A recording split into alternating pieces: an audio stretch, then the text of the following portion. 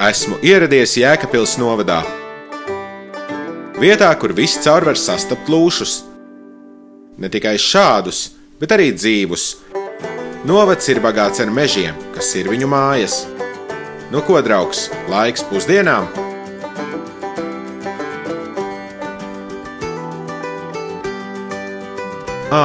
Pareizi. Viņi ēd tikai naktī. Atnākšu vēlāk. Tomēr dodamies izpētīt Jēkabpili. Šis tilts nav tikai dzelzs un betona gabals. Tas ir stāsts par divām pilsētām.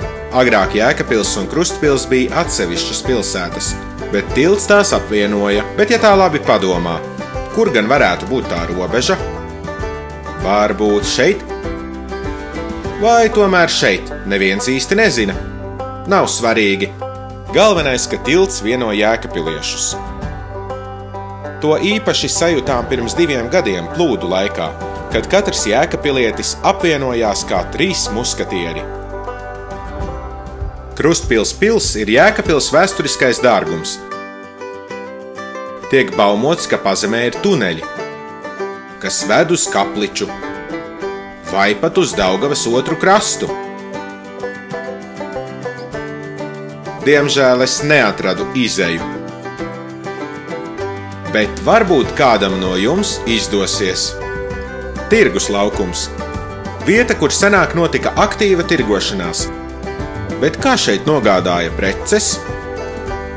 Nu jā, šis zirgs vairs īsti nevelk. Šis vides objekts, kas te atrodas kopš 2012. gada, atgādina par laikiem, kad tieši zirgi un rati bija tirgotāju galvenie palīgi. Viņi varēja atstāt labus vēlējumus pilsētai. Varbūt man arī jāatstāja kāda zīme. Jāmeklē kas ātrāks, un runājot par ātrumu, laiks doties uz Viesīti. Laipni lūgti Viesītē, mazpilsētā ar lielu dzelzceļa vēsturi. Šeit vairāk nekā 50 gadus kursēja mazbānītis, savienojot Sēlijas pilsētas. Maksimālais sliežu ceļu garums 280 km. Nu gandrīz kā šodienas Rail Baltica, tikai mazākiem vagoniem. Bet vai zināt, ka tieši šeit savulaik notika dramatisks notikums? Laupītājs Kaupēns uzbruka mazajam bānītim.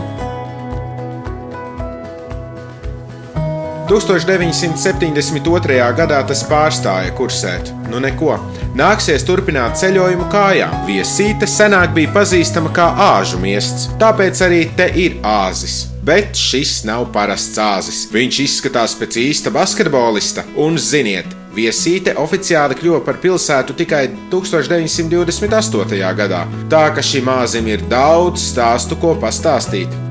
Labi, šoreiz viņš uzvarēja. Bet revanšs nākamgad. Vai zināt, ka šī nav vienkārši skaista taka?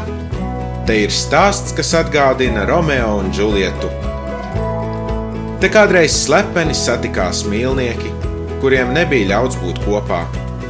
Viņi zvērēja mūžīgu mīlestību, un nu tiek uzskatīts, ja šeit apsoli mīlestību, tā paliks uz mūžu. Es pagaidām neko nesolu, bet vieta tiešām ir skaista. Bet mans ceļojums turpinās. Nākamā pietura – Aknīste. Tālāk mani ceļi ved uz Aknīsti, pilsētu, kas paslēpusies starp kalniem un glabās savus noslēpumus. Interesanti. Te ir vārti, bet kur ir pati baznīca? Šeit reiz atradās sena koka baznīca, celta 1774. gadā. Tagad tās vairs nav, bet vārti ir saglabājušies kā liecība par pagātni. Varbūt, ka tā pazuda kādā pazemes ejā. Nu, lai kā būtu, šī vieta joprojām ir kā vārti uz vēsturi. Šī ir Aknīstes sirds. Vieta, kur notiek tirgus, mazie koncertiņi un dažādas izklaides. Tirgus dienās te noteikti var atrast tādus dārgumus, bet šodien, šodien šķiet, ka esmu vienīgais tirgotājs.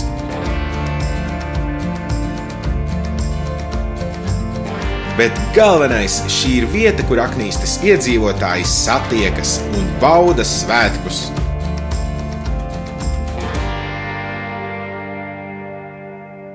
Tilts kā tilts. Vai tomēr nē? Jo šis nav parasts tilts, tām ir līkums. Nav daudz tādu tiltu, kas neiet taisni pāri upei, bet izlīkumo.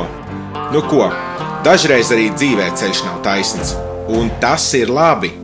Un ar šo mans ceļojums pa Jēkabpils novada 3 pilsētām ir noslēdzies. Bet šeit piedzīvojums tikai sākas. Nāc un atklāj to pats. Apmeklē Jēkabpils novadu. Mēs tevi jau gaidām. Varbūt tu tiešām ēd tikai naktīs?